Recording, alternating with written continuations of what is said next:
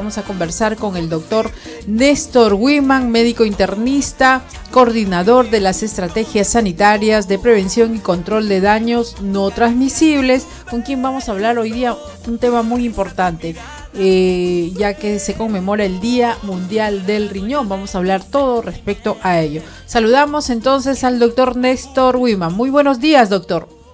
Buenos días, reciban el cordial saludo de nuestra directora, la doctora Sheila Chumbili Andía, de acá de Diris Lima Sur. Muy agradecido por la entrevista. Muchas gracias, nosotros también por la información que como especialista nos pueda dar, porque sabemos que hoy día, bueno, cada año, el segundo jueves de marzo, se conmemora el Día Mundial del Riñón, y bajo ello el Ministerio de Salud informa siempre diferentes actividades, y en todo caso nos da toda la información respecto al cuidado y la prevención sobre este tema, sobre este órgano tan importante para nuestra vida como es el riñón.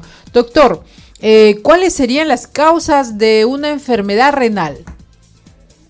Las causas de una enfermedad renal principalmente hay que identificarlas, ¿no? O sea, pero riesgos hay. El tener diabetes, el tener hipertensión, el tener conductas de riesgo, ¿no? El hábito de fumar, de consumo de bebidas alcohólicas, no dormir a sus horas, todo eso influye, ¿no? Independientemente también la carga genética, ¿no? O tener enfermedades ya de fondo, ¿no? Cardíacas, o como ya lo mencioné, la diabetes, ¿no? O ser incluso un adulto mayor, ¿no?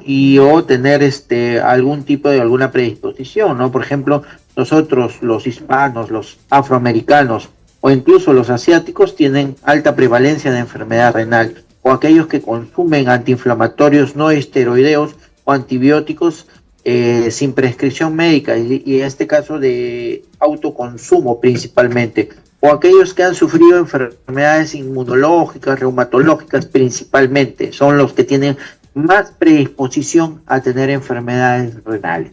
Bueno, entonces es un caso de los riesgos, como usted nos menciona, el hecho de ser diagnosticado con diabetes, ¿no? Y otras temas de salud que nos ha mencionado, pero entonces no influye mucho la edad o la actividad que pueda tener o la alimentación.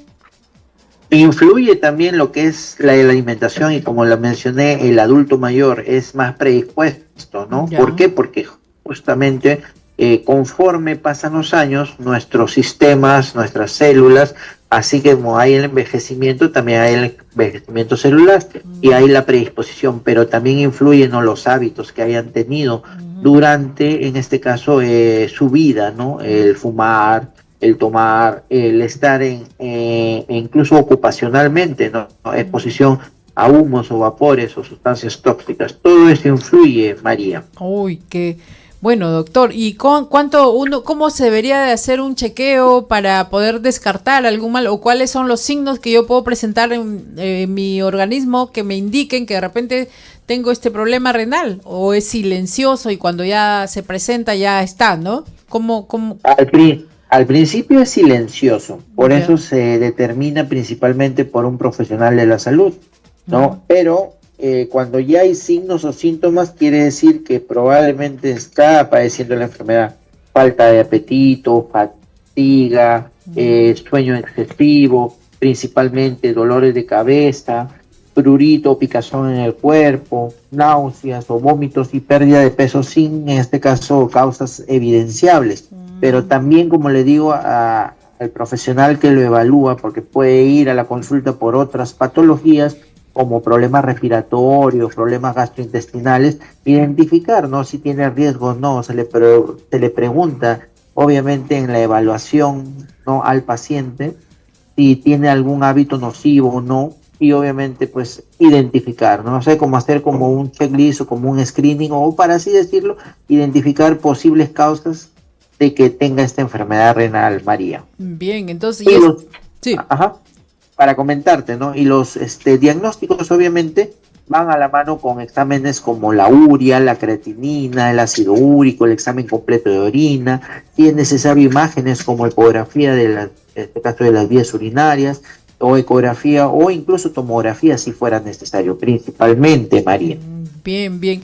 Y doctor, antes que, bueno, Ya estamos entendiendo un poquito más sobre el cuidado, el chequeo que hay que realizar y cómo prevenir, doctor, cómo prevenir una enfermedad renal si sabemos que, por ejemplo, un familiar incluso ha estado en diálisis, ¿no? En otras cosas, entonces ya nosotros deberíamos de prevenir esto. ¿Cómo sería? ¿Cuáles serían los métodos de prevención?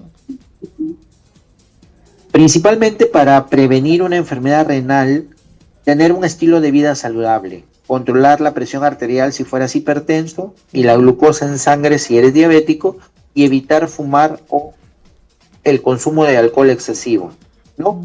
Cuando hablo de estilo de vida saludable, pues, o sea, 30 minutos de actividad física sin estrés, o sea, no es el que día a día me dirá, pues, una persona, no, pero yo camino de mi casa a mi centro de labores, subo, bajo escaleras todos los días, y no es lo indicado, sino es 30 minutos sin estrés.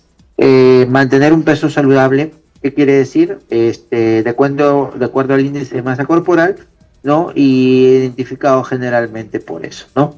Dormir de 7 a 8 horas diarias, comer alimentos sanos y en porciones adecuadas, beber suficiente agua y obviamente las vacunaciones dentro del grupo etario que sea conveniente y no automedicarse. Eso es importante, y hacerse un control médico, no solamente por problemas de salud, sino también, en este caso, para ver si hay algún riesgo. María. Claro. Sí, y se me ocurre, doctor, vivimos en un ambiente laboral muy, muy exigente, digamos que a veces las trabajadoras, los trabajadores no tienen oportunidad de acercarse al baño, ¿no? O sea, el hecho de aguantar también podría ser un elemento para perjudicar nuestro riñón. El hecho de retener la orina. Ajá, la retención urinaria más es en las infecciones de vías urinarias y más prevalentemente en las mujeres, pero las infecciones de vías urinarias a repetición sí son, digamos, predisponentes a tener una enfermedad renal crónica a futuro, pero no es que sea una de las causas más frecuentes, pero sí pertinentes en la mujer principalmente. Bien, doctor, entonces vamos entendiendo un poquito más sobre ese tema del cuidado que debemos tener con nuestros riñones, ¿no? Porque pues son la vida de nuestro organismo. ¿Cuáles serían sus palabras finales, sus recomendaciones finales, doctor? Principalmente, para prevenir la enfermedad renal crónica debemos tener un estilo de vida saludable.